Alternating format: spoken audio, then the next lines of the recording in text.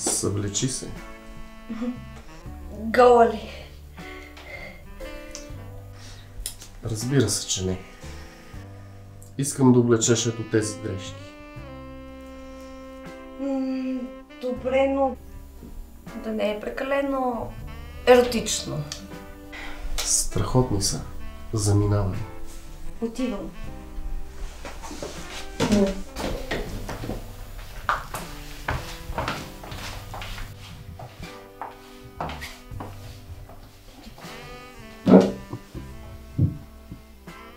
Така добре ли съм? Ставаш. Сега искам да отидеш в стаята ми за удоволствие. Да донеса към шика, за да ме напляскате, нали така? Не. Отиди да ми донесеш бидона. С кое? С кисело зеле? Не, разбира се. С виното.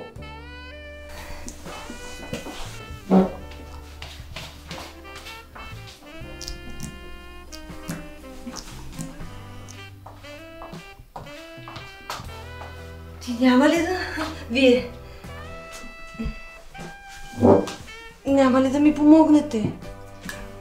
Един истински джентълмен никога не отправя забележки към дамата, която му носи бидона.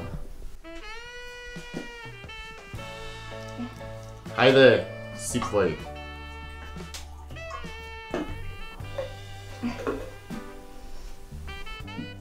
Заповядайте. Какво желаете още? Сготви ми мусака.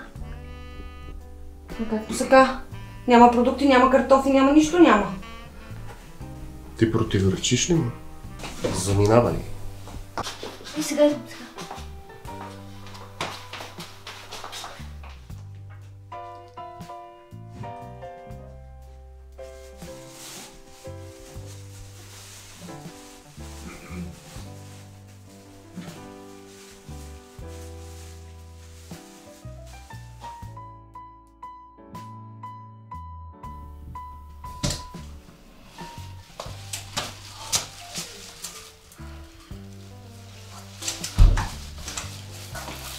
Ето.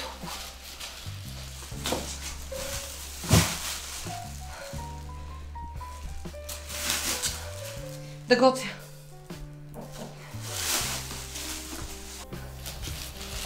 Слушай.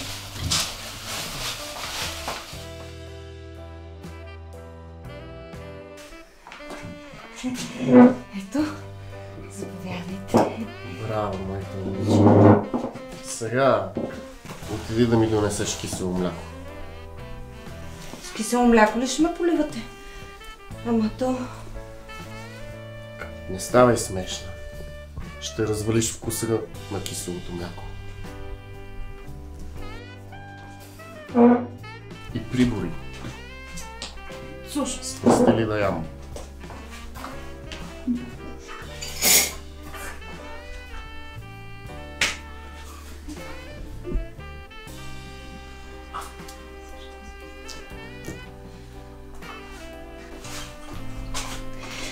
Кисело мляко. Браво, майка момиче. Прибор. Заповядайте. Да го отворя ли? Седни.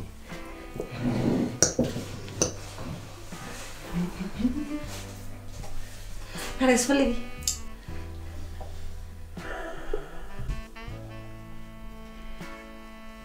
Обмислям другия уикенд да ви поканя на вечеря, тогава ще сготвя по... Аз минавам на режим. След 18 часа вече не ям. Добре, след 18 часа да отидем на кино. Няма смисъл.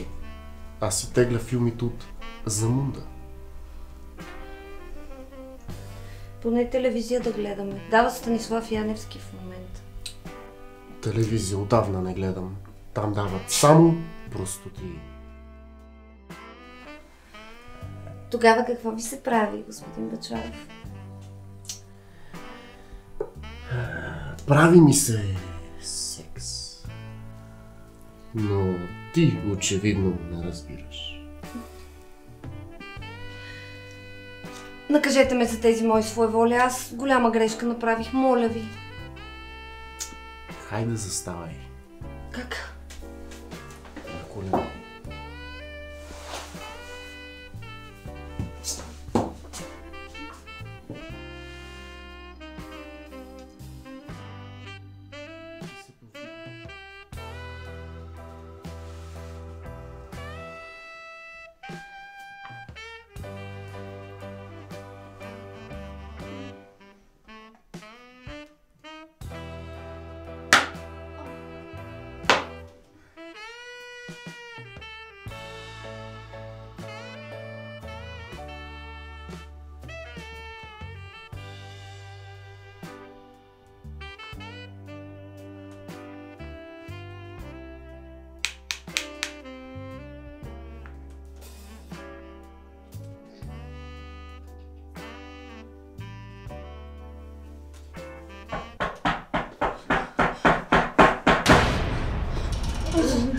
Жоро се прибира.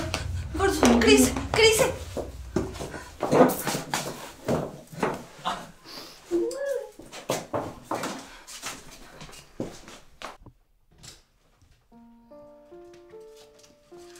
Скъпа, прибрах се!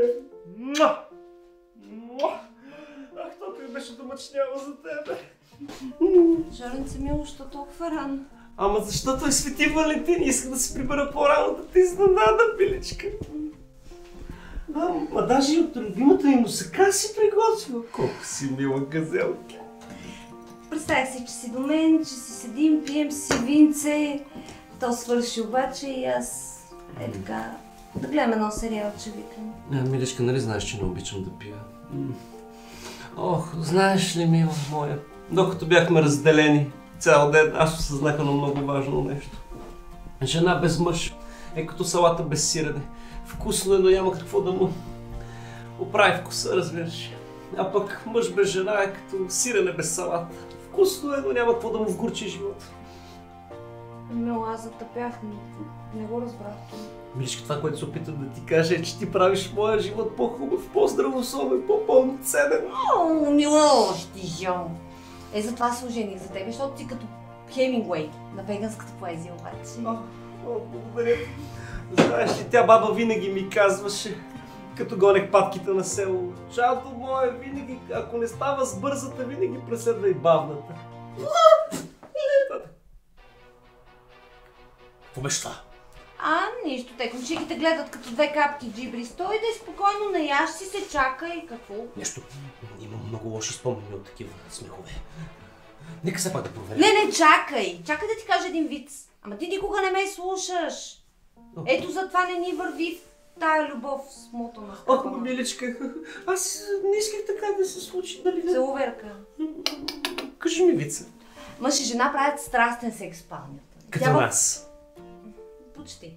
И тя, понеже много крещи: "Още жребец мой, още жребец мой!" И накрая циганите дойдоха сутринта и се прибраха. Страхотен виц, мило, но все пак аз искам да отида да проверя, нали, дали нещо. Какво ще проверяваш, бе? Сядай тук. Ще ти кажа още един виц. Добре, кажи. Слушай ме. Много е важно. Отива един мъж в аптеката и вика: "Имате ли виагра за жени?" Среща вика в златарския магазин. Знаеш ли, защо пък не отидем сега в спалнята, а? Там няма златарски магазин, отиди до златарски и тогава ще говоря. Ама, миличка, аз Как съм толкова изморен, късно е. Късно е да беше минал. Да вземеш нещо. Виж, празна ми е ръчичката. Добре, но нека аз първо да ти разкажа един виц. Един виц, какво ще кажеш? Добре, значи слушай сега. Седнали са англичанинът, италянецът и българинът на една маса и седят и споделят, нали, какво са подарили, така много тематично, за Свети Валентин на приятелките си. И англичанинът казал: "Ами аз си подарих един апартамент, заведох я на Лъндънай и пихме шампанско и, нали, много хубаво беше." Италянецът вика: "Аз си подавах едно лъскаво на Ферари, подарих. Ходихме на ресторант и пихме ексклюзивно червено вино." Но българинът казал накрая: "Пък какво? Аз я заведох до кръчмата, подарих едни джапанки и един вибратор." И те го гледат англичани: На италянец. Добре бе, джапанки разбирам, но защо вибратор? Пък как за какво бе? Ако не харесват джапанките с себе отзад бе, какво? Много смешно. Хай, ходим до кръчмата, ако искаш. Точно това, братле, подарих аз на жена си.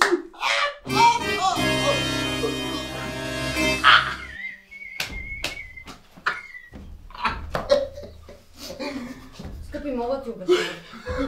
Миналата година жена ми ме напусна заради един пещерняк.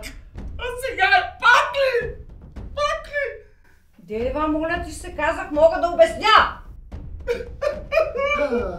Няма магията между нас. Кое не разбираш? Нищо лично, бе, братле. Тя просто искаше някой да й прави фокуси с чужда пръчка. Ти си като таен агент. Защо като тая агент? Защото влизаш, излизаш. Аз нищо не разбирам. Аз си знаех, те в селото ме предупреждаваха за теб. Предупреждаваха ме. Аз исках да се разженя, но те ми казаха, не я взимай, защото тя е курва. Защото е курва, спала е за цялото село. Ама аз не им повярвах. Не им повярвах и взех за София за мен. Едно село. 13 къщи. Какво искаш? Аз май ще си тръгвам. Благодаря за гостоприемството, Ани. Един съвет от баба ми, братле. Жените са като сладолева. В началото са хладни, след малко обработка с език започват да се разтапят. И накрая